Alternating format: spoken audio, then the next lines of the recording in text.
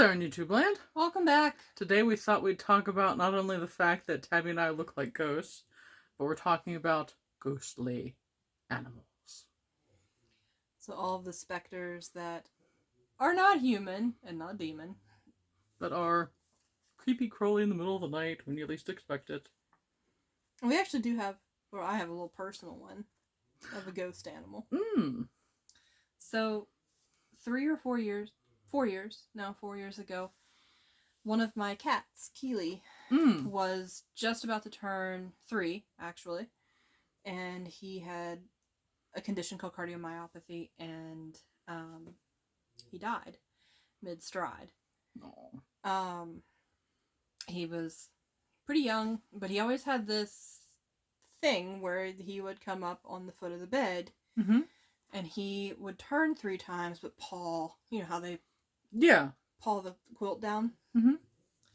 Not I would say a month or so after his death, Ryan and I both startled awake because we felt a cat walk across the bed and start pawing, and it started turning a circle. So I startled awake because we thought it was my other one, my Siamese Darwin, and there was nobody there. Oh, cool. So Keely came to visit. And usually in life, I would say you're not sleeping there. Yeah. In death, when that happened, I just went, Keely, you're not sleeping there. So that's my little woo.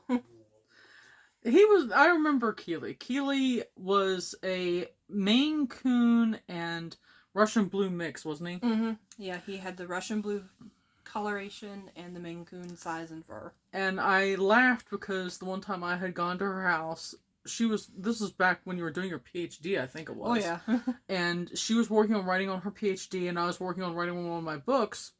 And Keely decided that today was not the day for me to write on a book. He wouldn't have it. He kept thumping my legs until I'd pet him. He hopped up and sat on my notebook. Yeah. He was when it came to work, he was a terrorist. So. We weren't supposed to work. We were supposed to pay attention to him. Exactly. So, paranormal researcher Joshua Warren describes the 2 main categories of spectral animals as ghost animals and ghostly animals, which, that breaks down into entity ghost, imprint ghost, elemental ghost, and harbinger ghost. So an entity ghost animal would be interactive, unpredictable. They know they're an apparition, but they're still around. They're an animal, like what Keely did. That was Keely. Yeah. An imprint ghost would be non-interactive and just kind of appears. So it'd be almost like, a video playing. An elemental ghostly animal is where Tabby's going to get into some information, which is where you get spirits that look like animals that were never actually in a physical body on this plane. Yes. And then you have harbinger ghostly animals, which are the type of animals that are in our world, but seeing them, they're considered harbingers of death. So we have a couple of stories that Dani found. Yes. Because if you go onto any website or any, just the internet and into the literature, you find a whole lot of stories. You're going to find accounts of ghostly animals. But this one's, in particular, I liked because it was actually in a newspaper. Yeah. So in 1966, April 6th of 1966, mind you, in the Daily Express in the UK, there was a council house that had been standing empty for a long time because a family of 4 had fled from it. Basically what had happened, it was in Wiltshire, and other families were asked if they would move into the house, and they all turned it down.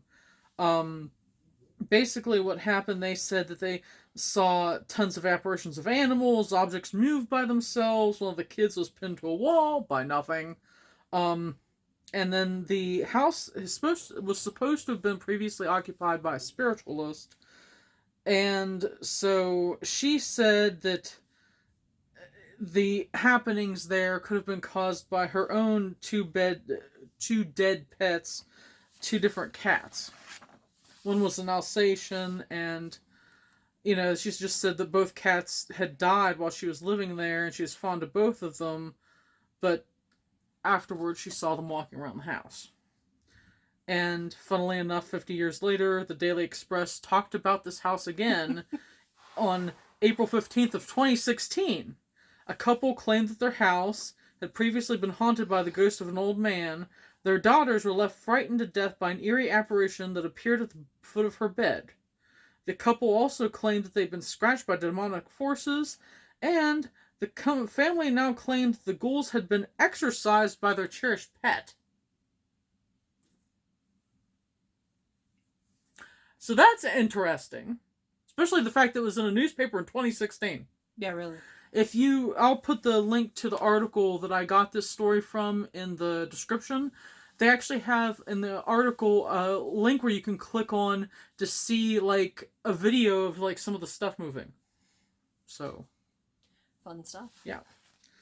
Now another thing that was kind of interesting is on a different site for the Bay Area News Group, a woman named Joan Morris had posted a column, and it was basically readers had written in and told her their own personal pet ghost stories, and so I collected a couple of them.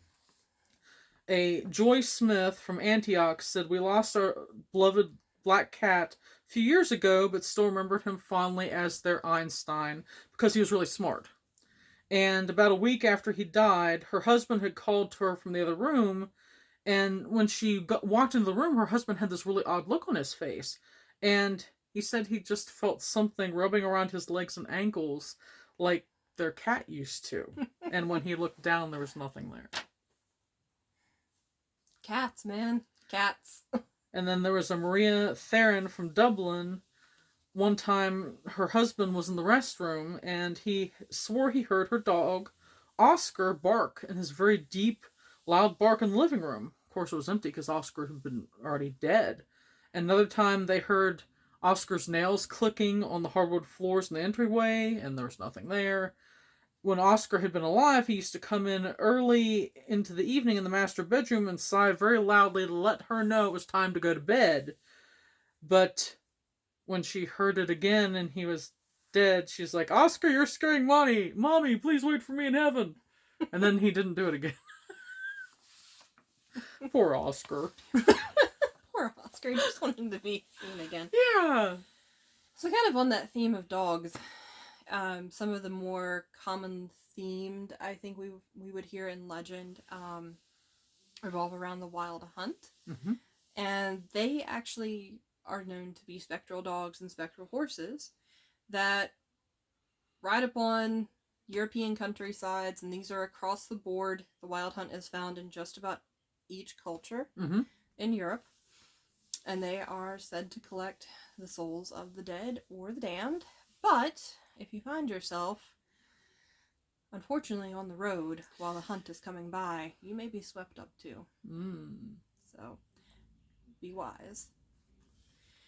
And kind of also on the same note of spectral dogs, there is the legend of Black Shook or Old Shook.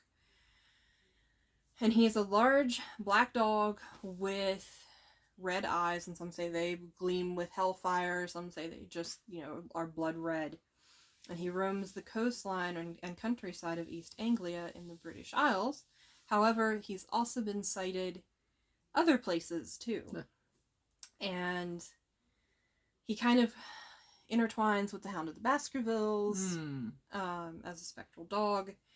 And some say he is an omen of death if you see him, and others say that he has been found to be very companionable, depending on who's talking. And then also from Britain, Americans, we really need to work on our ghost stories. We do. I mean, seriously. We're really slacking in that department. So according to this story, in the Tower of London in the 18th century, they used to keep lions. And the predominant male lion was always named for the monarch at the time. Okay. Anyway, Pompey the lion died in around 1758 and is thought to still be padding along the halls of the Tower of London. That's pretty cool. So from that, you can take that any animal can be a ghost. Any animal can be a ghost. Some animals come back. Some animals were never part of this world to begin with, but visited, I guess, so to speak. So beware if you hear the baying of the hounds. Run the other direction. Until next time. Bye.